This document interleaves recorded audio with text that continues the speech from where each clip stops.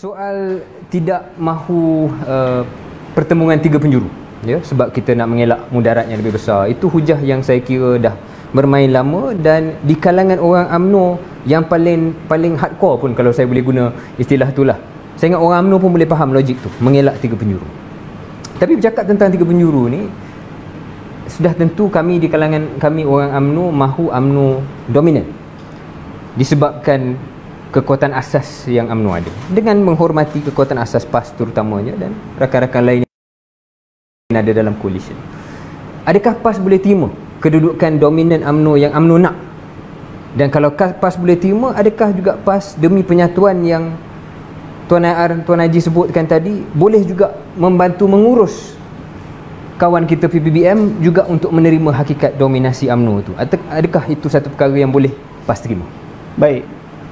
Asas pertamanya, bila kita nak berbincang, kita berbincang kepada perpaduan, perkataan dominasi ini adalah perkataan yang agak tidak molek bila kita berbincang tentang penyatuan dan memaafkan. Kita tahu UMNO mempunyai kekuatannya tersendiri, PAS juga mempunyai kekuatannya, dan Bersatu juga mempunyai kekuatannya. Saya rasakan setiap kekuatan itu perlu dinilai dengan lebih objektif. Ia tidak timbul soal dominasi, ia timbul dari sudut objektiviti. Kenapa UMNO perlu bertanding pada kursi ini? Kenapa PAS perlu bertanding pada kursi ini? Kenapa perlu Bersatu bertanding pada kursi ini? Dan perlu ada give and take di antara sesama kita. Itulah formula asas kepada perpaduan. Formula asas keperpaduan ialah tentang iffah, suci jiwa. Saya ambil contoh ya. Golongan Aus dan Khazraj, mereka ini di Madinah. Mereka berperang lebih daripada 120 tahun. Rasulullah datang dijemput oleh golongan ini, dan Rasulullah menyatukan mereka dengan Islam. Mereka adalah kaum yang dominan di bumi Madinah. Baik, timbul golongan Muhajirin yang berhijrah daripada bumi Mekah ke bumi Madinah. Tetapi kenapa golongan Ansar boleh menerima mereka dengan hati yang terbuka? Ini yang dinyatakan oleh Allah Ta'ala dalam surah Al-Hashr tentang iffah, suci jiwanya mereka ini menerima golongan Muhajirin dalam keadaan mereka ni lemah. Golongan Ansar ni kuat, tapi mereka memberikan kebaikannya kepada golongan Muhajirin kerana apa? Demi perpaduan ummah. Sebab apa? Sebab 13 tahun orang-orang Mekah ini mereka bersama susah payah dengan Rasulullah, dan Rasulullah dijemput daripada bumi Mekah ke bumi Madinah untuk menyatukan mereka, menenggelamkan segala pertelingkahan lebih daripada 120 tahun. Bukankah itu satu hadiah yang besar dengan kehadiran Rasulullah? Dan kenapa tidak mereka memberikan kembali hadiah tersebut dengan cara memaafkan? Ini maksud saya. Dalam kita cerita tentang perpaduan, bukan isu dominasi. Isu kita objektif, satu. Kedua, kita belajar untuk memberikan kebaikan kita kepada orang lain. Bersabar, ikhlas. Dan ini adalah formula-formula yang kalau kata poyo, itu bukan poyo, tapi inilah sebenarnya formula. Kalau kita nak lihat, kita akan duduk dalam PRU ke-15 satu lawan satu dengan PH. Saya faham konsep dan aspirasi tersebut, dan saya kira konsep penyatuan adalah konsep yang terpuji, yang mana tidak boleh kita nafikan. Meskipun begitu, dalam landscape politik ada parti-parti yang berbeza. Kalau kita semua dalam satu parti, mungkin perkara ini tak berbangkit. Tapi realitinya kita ada sejarah yang berbeza, ya? Dengan PPBM pula luka, sejarah yang agak barulah, lukanya. Jadi tak boleh dinafikan IR bahawasanya memang akan timbul soal agihan kerusi, ya? Soal jawatan-jawatan tertentu, dan bukan hanya soal politik jawatan ini semata-mata untuk jawatan, tapi soal dasar siapa yang dihadapankan dalam pentadbiran kerajaan andainya kita menang, ya? Jadi perkara-perkara itu bukanlah sebab UMNO atau PAS atau PPBM mengejar jawatan semata-mata, tapi sebab mungkin setiap parti merasakan bahawa aspirasi dia, kepimpinan dia, gaya dia, itulah yang terbaik untuk Malaysia atau untuk orang Melayu, untuk orang Islam. Menyedari hakikat tersebut, tak boleh dinafikan. Di sinilah timbulnya siapa yang kehadapan. Mungkin dominasi satu istilah yang keras, tapi saya yakin AR faham maksud saya tu. Siapa yang nak dihadapankan, parti mana yang merasakan bahawa dialah yang paling ada kekuatan untuk lebih banyak kursi contohnya, lebih banyak tempat dalam kedudukan kepimpinan contohnya. Saya yakin itu adalah satu perkara yang adil untuk mana-mana parti minta. Jadi sekali lagi saya ulang, IR, adakah PAS selesa andai kata UMNO mengatakan okey, untuk demi penyatuan kita sanggup berkorban, tapi ada perkara-perkara tertentu yang UMNO nak make sure UMNO di hadapan? Adakah PAS sedia untuk terima perkara tersebut?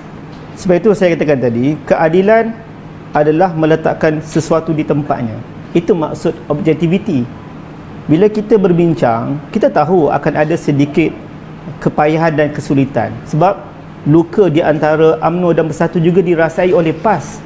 Sewaktu bagaimana kawan-kawan kita daripada PAS yang telah lama bersama dengan kita keluar dan membentuk Parti Amanah, kita tahu dan kita rasai. Dan kita juga merasai putting ourselves into your shoes.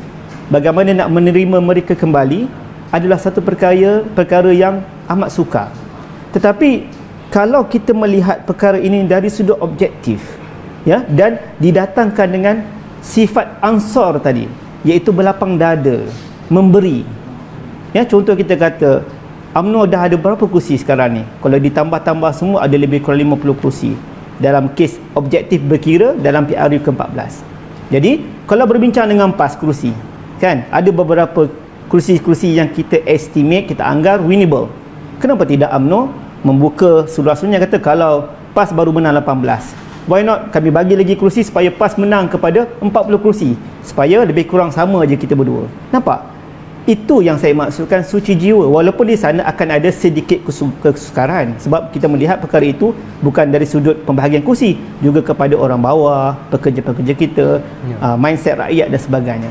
Sebab itulah dalam berbicara tentang perpaduan ini terlampau banyak variables, dan variable ini tak akan boleh selesai tanpa kita masuk dalam satu perikatan ataupun satu hubungan muafakat dengan hati yang ikhlas. Tapi kalau kita belajar juga, aku nak menang, kau nak menang, at the end of the day, yang menang adalah Pakatan Harapan. Jelas. Saya panaskan sikit lagi. Ya. Panas yang mencerahkan, bukannya memusnahkan. Ada orang timbulkan PAS pernah bersama dengan DAP, pernah bersama dengan PKR, dan kemudian tidak lagi. Kalau ada orang nak mengkritik, dia akan kata PAS oportunis. Tapi saya ambil pendekatan PAS bijaksana lah. Ada keanjalan dan ada flexibility mengikut situasi. Cuma soalannya masih kekal. Kalau PAS boleh tinggalkan kawan sebelum ini, apa jaminan PAS takkan tinggalkan UMNO? Jawapannya mudah. PAS tidak pernah meninggalkan kawan-kawannya. Dalam banyak tahaluf siasi ataupun ikatan politik yang dilakukan oleh PAS, semuanya yang khianat adalah kawan-kawan kita di dalam perikatan tersebut. Saya bukannya bersifat defensif, tapi ini faktanya. Apa yang berlaku dengan kita bersama dalam Pakatan Rakyat, yang akhirnya episod itu terlerai. Kerana apa? PAS masih lagi kekal dalam Pakatan Rakyat, tetapi DAP mengambil kesempatan ataupun keputusan untuk keluar daripada Pakatan Rakyat pada alasan-alasan mereka, yang pada kita perjanjian Pakatan Rakyat jelas, agree to disagree. Maknanya perkara yang melibatkan ideologi jangan bertembung. Kalau PAS dengan cara PAS, engkau dengan cara engkau, ataupun DAP dengan cara DAP. Kita memperjuangkan RU 355 for instance, maka DAP walaupun dia tidak bersetuju, dia tak boleh nyatakan secara berdepan sebab kita rakan coalition. Itulah namanya agree to disagree. Saya tidak nampak antara PAS dengan UMNO, InsyaAllah. sebab UMNO adalah parti Melayu yang berteraskan Islam. PAS adalah parti Melayu juga yang berteraskan Islam. Itu perlembagaannya. Soalan, siapa orang jahat yang nak memutuskan perhubungan di antara kita?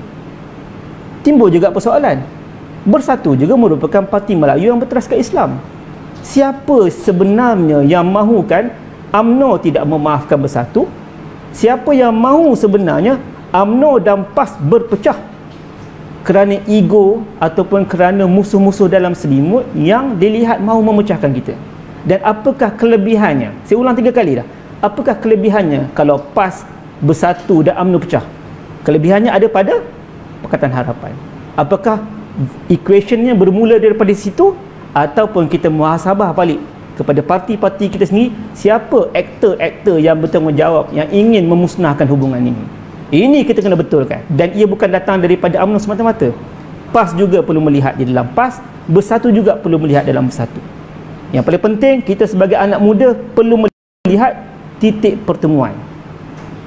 Walaupun kita banyak tidak bersetuju dalam beberapa perkara, tapi titik pertemuan tetap sama, iaitu kita mesti menyatukan rakyat, selesaikan masalah pandemik COVID-19, gentleman dalam PRU ke-15, dan selepas PRU ke-15 kita dapat mandat rakyat untuk memimpin atas nama Kerajaan Melayu Islam, insya-Allah.